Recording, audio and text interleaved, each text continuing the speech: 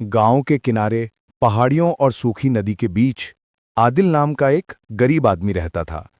उसके पास मिट्टी का एक टूटा फूटा घर और शेरू नाम का एक वफादार कुत्ता ही उसका असली सहारा था। हर सुबह आदिल अपनी थकी हुई टांगों को घसीटते हुए जंगल की ओर निकल जाता, घंटों टहनियां काटता, उन्हें बांधता और शाम ढलने से पहले बाजार पहुंचकर मामूली दामों में बेच देता। उस पैसे से बस एक वक्त की रोटी, थोड़ी सब्जी खरीद पाता। आदिल की पत्नी रुबीना खूबसूरत थी, पर उसकी जुबान नुकीली तलवार जैसी। घर की गरीबी ने उसके सब्र को जला दिया था और वो अपने पति को नकारा, बदकिस्मत और बोझ समझने लगी थी। वो हर बात पर ताने देती, उसे नीचा दिखाती। वो रोज रोज के हालातों को देखकर आदिल से नफरत करने लगी थी। एक शाम तेज बारिश हो रही थी।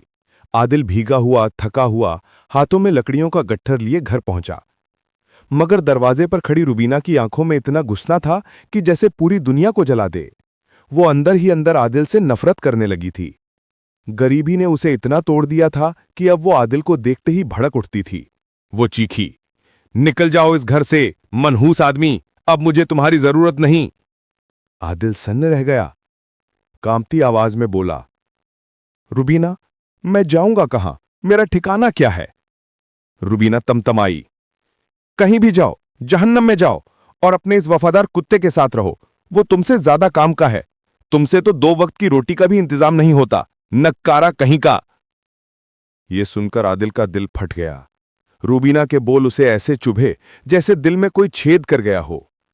वो थका हारा बिना कुछ बोले वहां से चल दिया, मानो उसका सब कुछ लुट गया हो।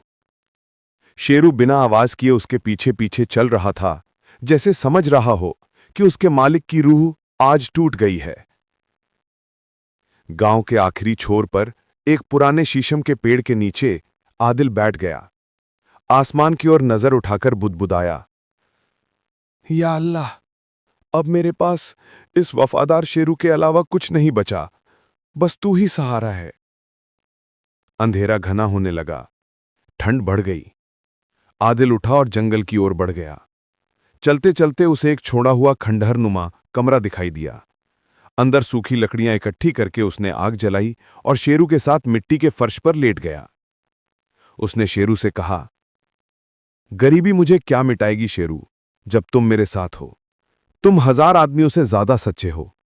आज तुम्हारे अलावा कोई मेरा साथी नहीं। रात आधी ही हुई थी कि शेरू अचानक गुर्राने लगा। उसकी नजर कुटिया के एक अंधेरे कोने पर जमी थी। आदिल घबरा गया। क्या हुआ शेरू, कोई जंगली जानवर है? शेरू वहां की मिट्टी पंजों से खोदने लगा। आदिल ने मशाल उठा के रोशनी की। जमीन कुछ धंसी हुई थी, जैसे सालों पहले किसी ने कुछ गाड़ा हो।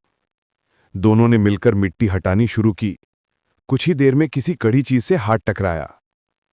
या खुदा, आदिल फुसफुसाया, ये तो संदूक का ढक्कन है। काफी मिट्टी हटाने के बाद एक पुराना लोहे की पट्टियों वाला संदूक बाहर आया। जंग लगे ताले को उसने पत्थर मारकर तोड़ा। ढक्कन खुला और आदिल की आंखें फैल गईं। संदूक सोने की अशर्फियों, हारों, गहनों और पुराने जमाने के खजाने से भरा था। वो घुटनों पर बैठकर रो पड़ा, या अल्लाह, क्या तूने वाकई मेरी पुकार सुन ली? सुबह होते ही उसने संदूक को फिर से मिट्टी में छुपा दिया। बस कुछ चांदी और थोड़े सिक्के जेब में लेकर वो बाजार गया। रोटी, दूध और थोड़ा राशन खरीदकर चुपचाप लौट आया। रातों को वो खजाने से बस जरूरत भर का सोना निकालता, उससे माल खरीदता और धीरे धीरे व्यापार सीखने लगा। कुछ हफ्तों में उसकी एक छोटी दुकान बन गई, जहां तौल कभी कम नहीं होता था और दाम हमेशा इंसाफ वाले होते थे। लोग कहते, उस आदमी की दुकान में बरकत है, वो सिर्फ सामान नहीं, भरोसा बेचता है। किसी को उधार चाहिए होता तो देता, किसी गरीब की मदद करनी होती तो तुरंत खड़ा हो जाता। धीरे धीरे उसने गांव वालों के दिल जीत लिए। पर वो अभी भी उसी पुराने खंडहर कुटिया में शेरू के साथ ही रहता था। रात को वो कहता, दोस्त, लोगों को नहीं पता कि गांव का सबसे अमीर आदमी अब भी मिट्टी की कुटिया में एक कुत्ते के साथ रोटी बांट रहा है। उधर रूबीना ने जब आदिल की तरक्की के बारे में सुना तो उसे पछतावा होने लगा।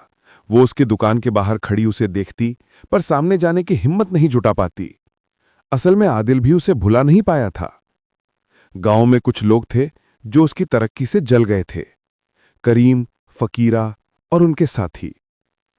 करीम बोला, ये पहले इतना गरीब था, अचानक कैसे सब ठीक हो गया? फकीरा बोला, एक बार इसकी कुटिया में जाके देखना होगा, बिना शोर मचाए। उधर रुबीना हिम्मत जुटाकर आदिल की कुटिया की ओर बढ़ रही थी। दरवाजे पर पहुंचकर उसने दस्तक दी। आदिल ने दरवाजा खोला। उसे देखकर हैरान हुआ, पर चुप रहा। रुबीना बोली, आदिल, पता नहीं किस तरह बात करूं, मैंने तुम्हारे साथ बहुत गलत किया, माफी के लायक भी नहीं हूं, लेकिन मैं उम्मीद करती हूं कि शायद तुम मुझे समझ पाओगे और माफ कर दोगे। आदिल ने उसकी ओर देखा। निगाहों में थकान थी, पर नफरत नहीं। उसी समय झाड़ियों में खड़खड़ाहट हुई। करीम और फकीरा दीवार फांदकर अंदर घुस चुके थे। शेरू बिजली की तरह दहाड़ा और दोनों पर टूट पड़ा। गुर्राहटें, चीखें, लकड़ियों के टूटने की आवाजें कुटिया में गूंज उठीं। आदिल ने रुबीना को पीछे किया और आगे बढ़ा। चोरों ने भागने के चक्कर में उस पर हमला कर दिया। एक ने लाठी चलाई जो उसके कंधे पर लगी, दूसरे ने धक्का दिया, वो गिर पड़ा, माथे से खून बहने लगा। तभी शेरू करीम पर झपटा और उसके हाथ में गहरा घाव कर दिया और फकीरा का पीछा किया और उसके पैर को काटने लगा। जैसे तैसे दोनों जान बचाकर भाग निकले। तभी हल्की हल्की बारिश शुरू हो चुकी थी। कुटिया में बस हांफने की आवाजें और आदिल की टीस बाकी थी। रुबीना घबराकर उसके पास दौड़ी। या अल्लाह आदिल, ये क्या हो गया? बैठो, कितना खून निकल रहा है, या अल्लाह रहम कर। वो सावधानी से खून पोंछने लगी। दुपट्टे का किनारा फाड़कर उसने पट्टी बना दी। उसकी आंखें भर आई थीं। शेरू भी पास आकर लेट गया, मानो कह रहा हो, मैं हमेशा तुम्हारे साथ हूं। रुबीना ने उसका हाथ पकड़कर कहा, मैं तुम्हें इस हालत में नहीं देख सकती, चाहे नाराज रहो, पर जब तक तुम ठीक नहीं हो जाते मैं कहीं नहीं जाऊंगी। अगले कुछ दिनों तक रुबीना सुबह सुबह आकर खाना बनाती, दवा लगाती, सफाई करती। वो कुछ नहीं कहती थी, पर उसकी खामोशी ही कह रही थी कि मैं बदल चुकी हूं, अब सिर्फ साथ निभाना चाहती हूं। जब गांव वालों को घटना पता चली, वे सब इकट्ठा हुए। आदिल बोला, मैंने कभी किसी के साथ गलत नहीं किया, न किसी को ठगा है। मेरे पास जो है वो अल्लाह की देन है। सरपंच ने अपने साथियों से बात की। उनकी आंखों में आदिल के लिए स्नेह अलग ही नजर आ रहा था। उन्होंने कहा, करीम और फकीरा को सजा मिलेगी, और आदिल, हम सब तुम्हारे साथ हैं, तुम्हें किसी से डरने की जरूरत नहीं है। रुबीना उसे ऐसे देख रही थी जैसे कहना चाहती हो कि तुम जैसा नेक दिल कोई नहीं है। अगली सुबह वो फिर आई। वो आदिल के पैरों पर मरहम लगा रही थी। आदिल ने उसकी ओर देखा और धीमे से कहा, रुबीना, मैं तुमसे नाराज था, लगा था कभी माफ नहीं कर पाऊंगा, पर इन दिनों तुम्हारी आंखों में सिर्फ फिक्र देखी, सिर्फ चच्चा प्यार। अगर तुम सच में मेरे साथ रहना चाहती हो तो मैं तुम्हें माफ करता हूं, और शायद मुझे भी तुम्हारी जरूरत है। रुबीना की आंखें भर आईं। उसने उसका हाथ कसकर पकड़ लिया। मुझे तुम्हारा खजाना नहीं चाहिए, मैं तुम्हारे साथ रहना चाहती हूं। उस दिन से जिंदगी बदलने लगी। आदिल ने अपने खजाने का इस्तेमाल खुशियां बांटने में किया।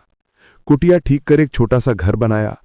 अब किसी की बेटी की शादी हो, किसी बच्चे की फीस, किसी का टूटा घर या किसी बुजुर्ग का इलाज, वो किसी को खाली नहीं लौटाता था। गांव वाले पहले सिर्फ उसका नाम जानते थे, अब उसकी इंसानियत जानने लगे थे। हर कोई कहता, आदिल जैसा दिल वाला कोई नहीं। रुबीना और शेरू अब उसके हर अच्छे काम का हिस्सा बन गए। करीम और फकीरा ने दोबारा कभी कुटिया की ओर देखने की हिम्मत नहीं की। उन्हें पता था, ये आदमी गरीब हो या अमीर, उसकी चौखट पर वफादारी पहरा देती है।